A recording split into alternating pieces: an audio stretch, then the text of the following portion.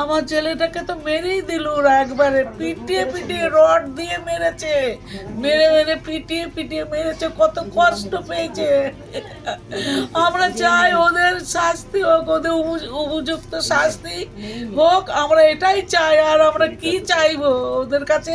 আমার ছেলেকে যেভাবে মেরেছে ওরা সেইভাবেই যেন ওদের যেন যেন সাজা হোক, ওদের ফাঁসি যদি হয় তার আর আপনি সারা জীবন যেন ওদের যাবজ্জীবন জেল হোক নাই ফাঁসি হোক। জানি হোমে, পথ প্রদর্শক নামে একটা হোমে।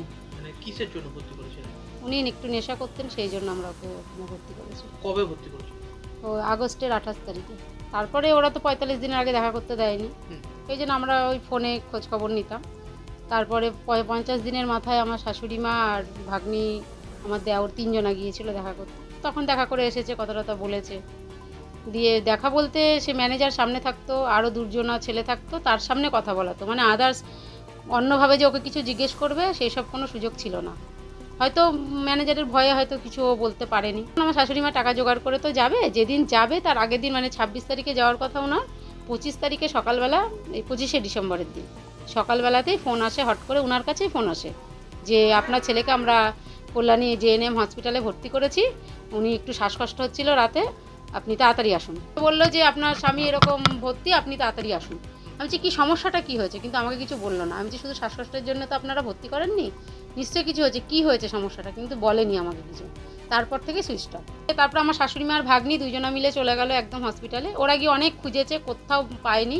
লাস্টে একটা সিকিউরিটি গার্ড আমার ভাগ্নিকে বলছে তোমার কাছে কি তোমার মামার ছবি আছে? দিয়ে ও বললো হ্যাঁ আমার মামার ছবি আছে। বলছে দেখাও। দিয়ে ছবিটা দেখাতে তখন ওই সিকিউরিটি গার্ড বলছে আমি তাহলে একটা ছবি দেখাচ্ছি, তুমি দেখো চিনতে পারো কিনা।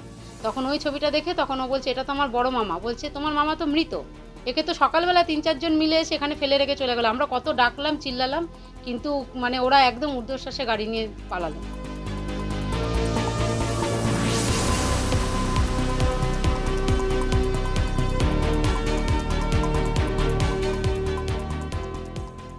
আমরা জানতামই না যে ওইখানটায় এইরকম একটা কেন্দ্র গড়ে উঠেছে।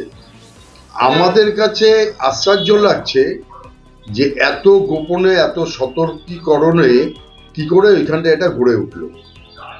এবং আমার যতটা মনে হয়, আমি ওই মালকিনের সাথে কথা বলে, ওই বাড়ির মালকিনের সাথে কথা বলে যতটা জেনেছি, যে তাকেও অন্ধকারে রেখে, এবং সে যখন নাকি বলেছে যে কি কি পেপারস আছে, বলো দেবো দেবো দেবো দেবো করে, আর দেয়নি।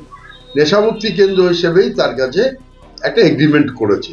আমি আইনানুগ ব্যবস্থা নেওয়ার মালিক নই, এটা আইনানুগ ব্যবস্থা নেবে প্রশাসন, এবং প্রশাসনের সাথে আমরা সমস্ত রকম সহযোগিতা করব, এবং সেই ক্ষেত্রে আমাদের বিশ্বাস যে দোষী নিশ্চয়ই সাজা পাবে।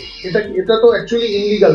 অবশ্যই, আমার তো মনে হচ্ছে তাই। এখন যতক্ষণ না তার ডিটেলস পেপারস পাওয়া যাবে ততক্ষণ ঠিক বোঝা যাবে। আপনি কি শুনেছেন ছেলেটাকে কিভাবে মারা? আমিও এটাই শুনেছি যে ছেলেটাকে মেরে হসপিটালে রেখে চলে এসেছে, এবং পরবর্তীকালে আমি যখন ওইখানটায় গেলাম দেখলাম যে ঘরে কেউ নেই, ঘরটা তালাবদ্ধ অবস্থায় পড়ে রয়েছে। এখানে তো মানে যে অনেক রুগী ফুগী ভর্তি করতো, রুগী মানে নেশা, যারা নেশা ফিসা করতো বা কিছু এরকম এটা ছিল আর কি। তা জানি না, মানে এটার ভিতরে কজন থাকতো, কী করতো না করতো এটা তো আমরা জানি না, আর এটার ভিতরে আমরা জীবনও জানি, সেটা মালিকও আমরা চিনি না। এই ব্যাপারটা না, এগুলো জানি না, চিনি না। মেরেছে কাকে, কি হয়েছে, মানে কাকে মেরেছে আমরা তো রুগী দেখেও না আর জানিও না, তো কী করে আমরা বলবো বলুন? আমরা তো এলাকারই। আমরা চাইছি যাকে মেরেছে, কোথায় মেরেছে, কী ব্যাপার না ব্যাপার, এটা তদন্ত পুলিশ আছে আমাদের এখানে, তদন্ত হওয়া উচিত।